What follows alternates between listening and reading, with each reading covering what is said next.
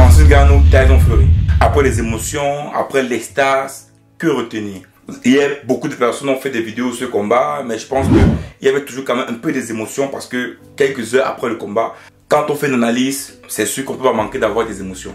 Il faut prendre du temps et du recul pour après analyser bien le combat, analyser bien tout ce qui tourne autour du combat pour pouvoir retenir quelque chose. Dans cette vidéo, je te propose 6 points importants à retenir de ce combat. Ces 6 points pour moi sont particulièrement importants parce que c'est ça qui explique clairement comment est-ce que le sport fonctionne aujourd'hui. La première chose à retenir ici, ce sont les valeurs du sport. Est-ce que les valeurs du sport qui reposent sur le fair play, qui reposent sur le mérite, existent encore aujourd'hui? Est-ce que le business n'a pas pris le dessus? Est-ce qu'il n'est pas temps pour les supporters et les passionnés de tous les sports confondus, rugby, football, boxe, tennis, etc., d'essayer de mettre la pression sur ces instants dirigeants du sport pour qu'ils puissent revenir au sport de l'époque, c'est-à-dire au sport qu'on aimait tous, c'est-à-dire au sport où le verdict est le vrai verdict. Tyson Fury a été vainqueur tout simplement parce que la boxe anglaise, qui est l'un des sports de combat les plus médiatisés au monde, devait perdre de la valeur.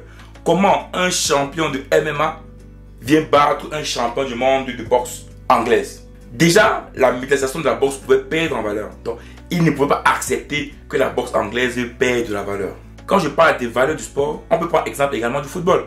On a tous entendu la Super League que certains super présidents de club voulaient créer. Pourquoi? Parce qu'un match Barcelone-Real de Madrid rapporte plus qu'un match Barcelone-Lecce par exemple. Ou bien Barcelone-Copenhague. Pourtant, Copenhague est champion de Danemark. Si les supporters ne se levaient pas contre ça, c'est qu'aujourd'hui, la Super League devait être créée. Donc, aujourd'hui, on se rend compte que le sport est en train de devenir un business et les supporters doivent jouer un rôle important. Si tu es un supporter de boxe, franchement, je devais arrêter de voir peut-être sur les 6 prochains mois la boxe. Tout simplement, pour qu'on essaie de revenir aux vraies valeurs du sport. La seconde chose, et c'est important aussi, qu'on doit retenir aussi, c'est la place des bookmakers. J'ai essayé d'aller regarder tout simplement les codes de paris sportifs de Francis Ngannou et de Tyson Fury. Dans 3 sites de paris sportifs que j'ai vus, les codes de Tyson Fury étaient à 1,10, 1,09, 1,14. Ça dit quoi? Ça dit, tu mettais par exemple 10 € sur Tyson Fury, tu devais gagner 11 €. Ou bien tu devais gagner 10,09 €. Donc en fait, tu ne gagnes quasiment rien. Mais les codes de Francis Ngannou étaient à 8, à 9, à 7. Donc c'était les codes où tu mets 10 €, tu gagnes 90 €. Donc c'était des codes super élevés. Donc il faut le dire clairement, si Ngannou gagnait ce match, les pertes des bookmakers devaient être super importants. Ça, les amis, nous ne mentons pas. Est-ce que ça n'a pas joué dans le résultat de ce combat? Est-ce que les bookmakers n'ont pas joué dans les résultats de ce combat? Je sais que beaucoup me diront oui. Et je pense que on peut dire clairement aujourd'hui que oui. Parce que si Ngannou gagnait ce match, imaginez-vous que quelqu'un parie $1 million sur Francis Ngannou. Si c'est possible par exemple. C'est-à-dire aujourd'hui, le mec s'est à côté à 9, il devait gagner $9 millions.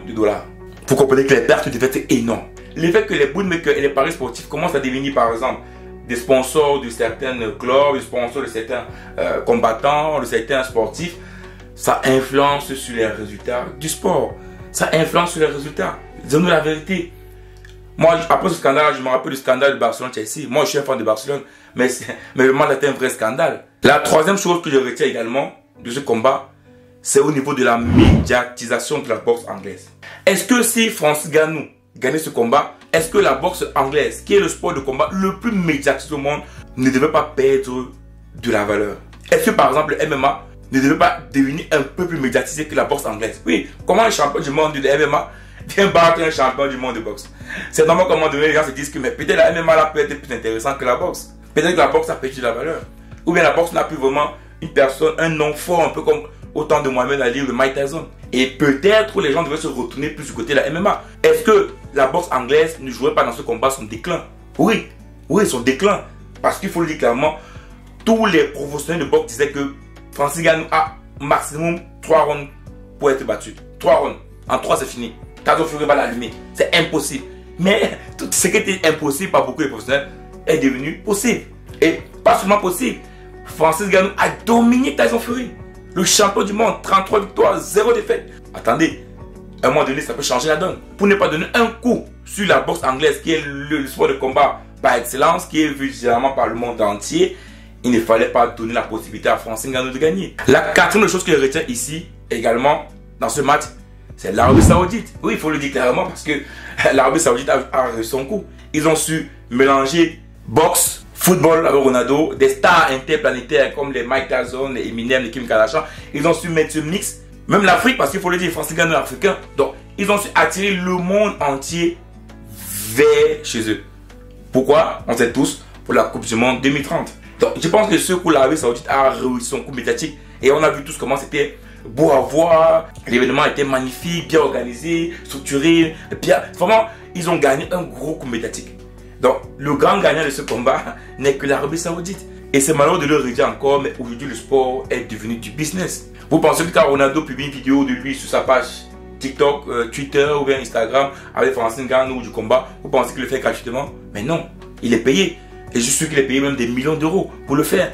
Par exemple, c'est que si Ronaldo le met, c'est le football qui touche. Comme par exemple le Beau James, c'est le basket qui touche. C'est le sport mondial qui touche. Automatiquement, c'est la planète entière qu'on touche.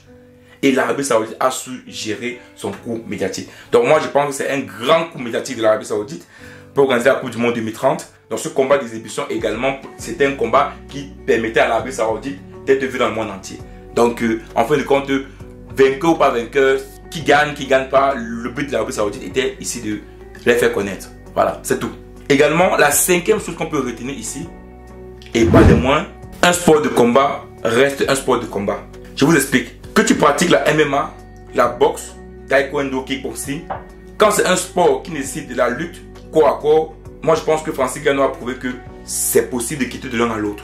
Attention, attention, je ne suis pas en train de dire que faire de la boxe, faire du taekwondo, du kickboxing ou bien de la MMA, c'est la même chose, non. Au niveau de l'art, c'est totalement différent.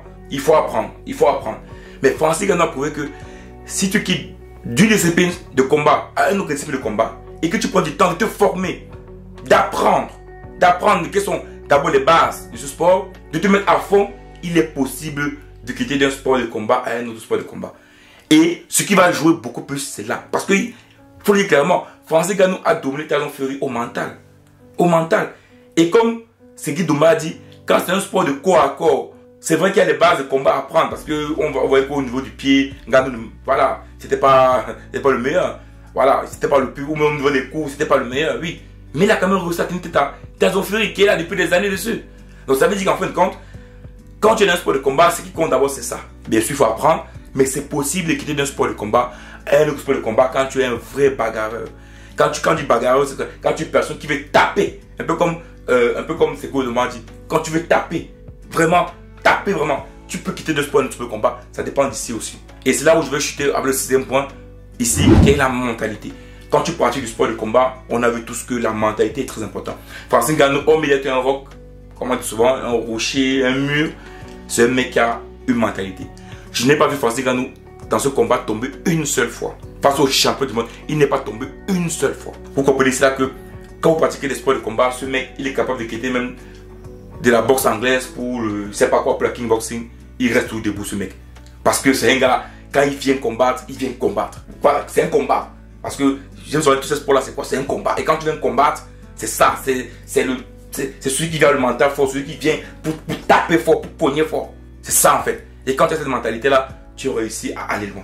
Donc voilà les 6 points que je voulais partager avec vous, comme tantôt. C'est-à-dire les pertes de valeurs du sport.